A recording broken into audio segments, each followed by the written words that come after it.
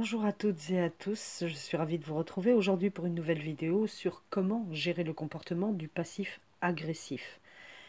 Vous remarquerez qu'au cours de la lecture de cette vidéo, le comportement que vous devrez adopter, ce que vous devrez mettre en avant pour réussir à vous en protéger déjà, peut très bien servir aussi contre les pervers narcissiques.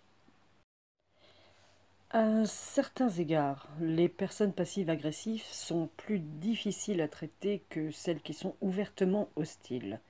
Une personne ouvertement agressive est directe dans ses paroles et ses actions, ce qui la rend plus prévisible. Un passif agressif, d'autre part, cache un couteau derrière un sourire.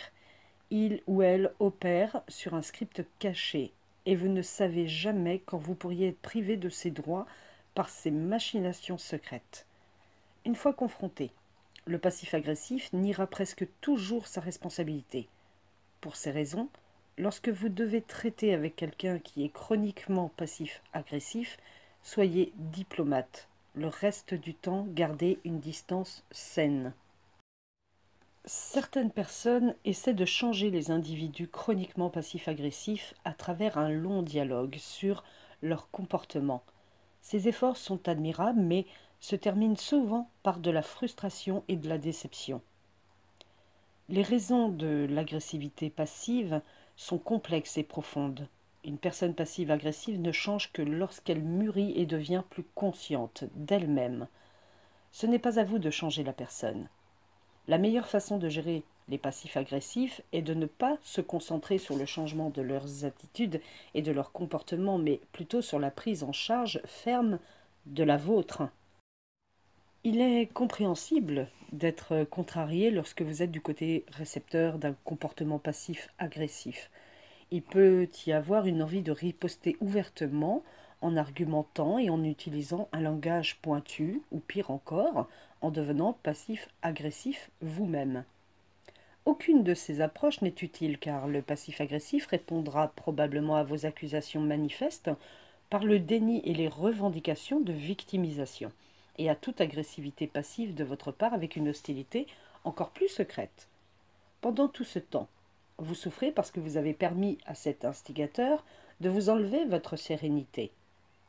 Ne donnez pas à quelqu'un le pouvoir de faire de vous le type de personne que vous n'aimez pas être.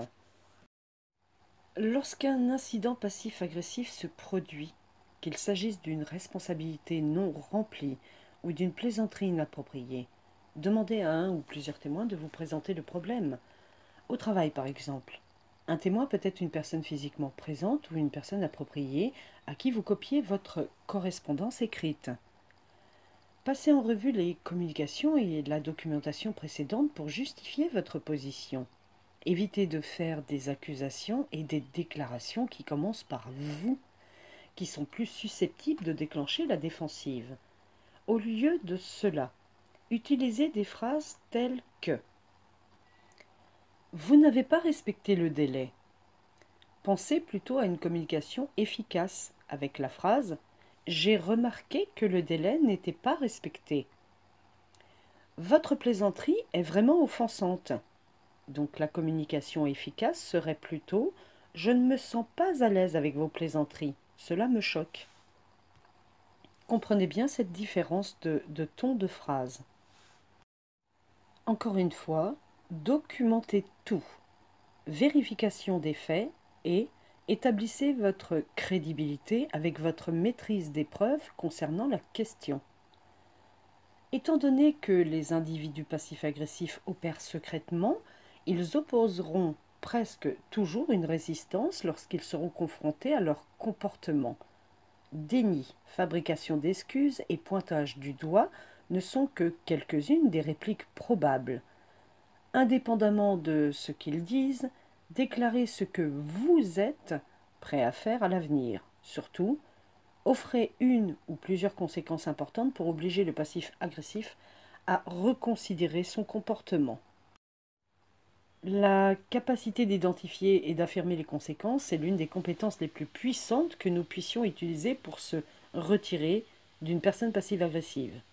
Effectivement articulée, La conséquence donne une pause à l'individu difficile et l'oblige à passer de l'obstruction à la coopération.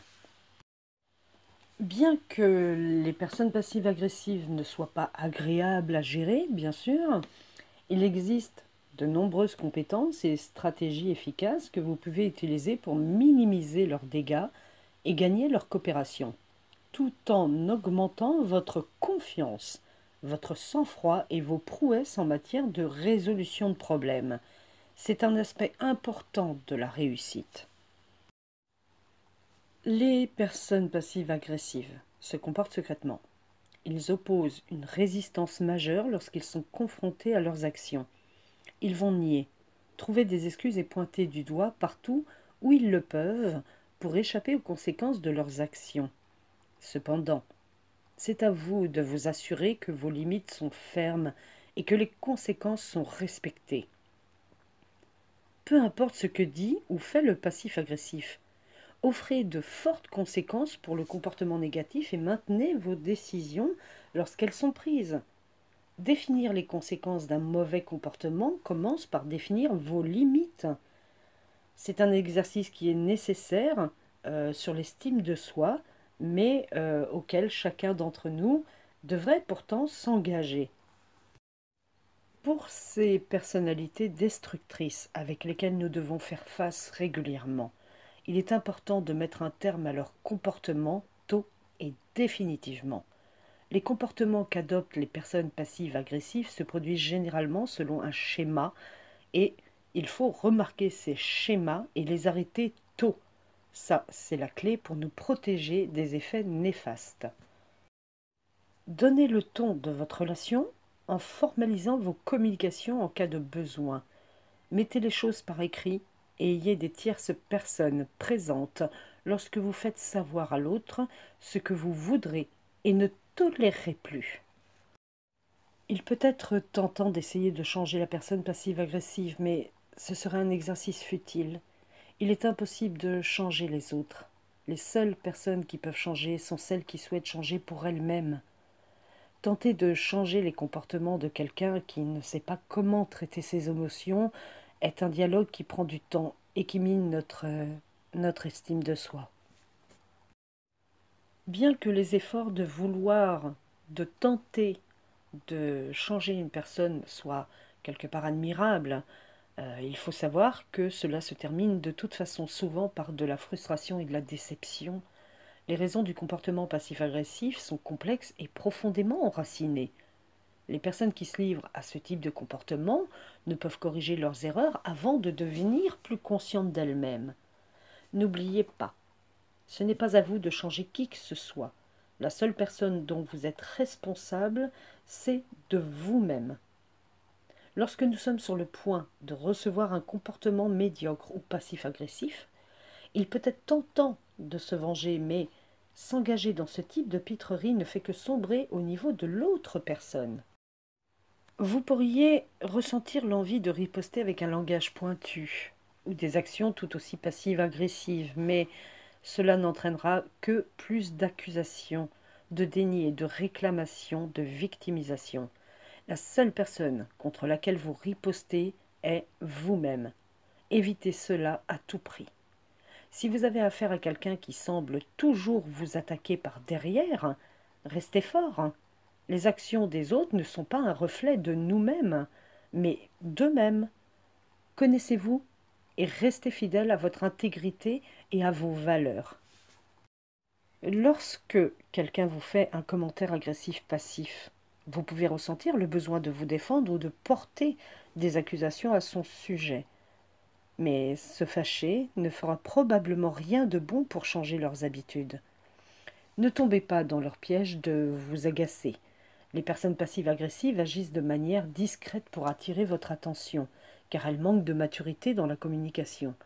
Agissez comme si ce qu'elles ont dit ne vous a pas dérangé. Démontrez à travers un langage corporel que leurs commentaires ne vous affectent pas. Affichez une présence calme, puissante, qui n'est pas menaçante, mais pas non plus passive.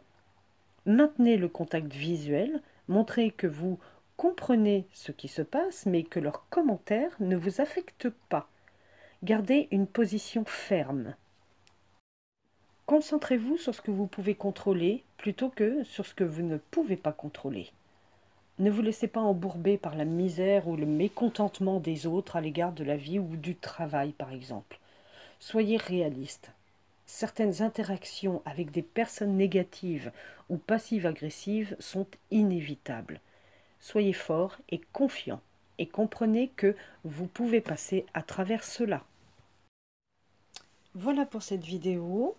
Je pense que nous aurons d'autres sujets à traiter sur le passif agressif, bien sûr, puisque c'est tellement vaste que je pourrais refaire une autre vidéo derrière afin de bien faire comprendre aux personnes ce qu'est le passif agressif et ne pas mélanger les différents comportements toxiques. Il faut savoir que le passif agressif est quelqu'un avec qui on peut quand même vivre en mettant certaines choses en place, contrairement aux pervers narcissiques. Voilà, je vous souhaite à tous beaucoup de bonnes choses. N'oubliez pas les gestes barrières, restez confinés tant qu'il est possible. Prenez soin de vous et je vous embrasse tous. À bientôt.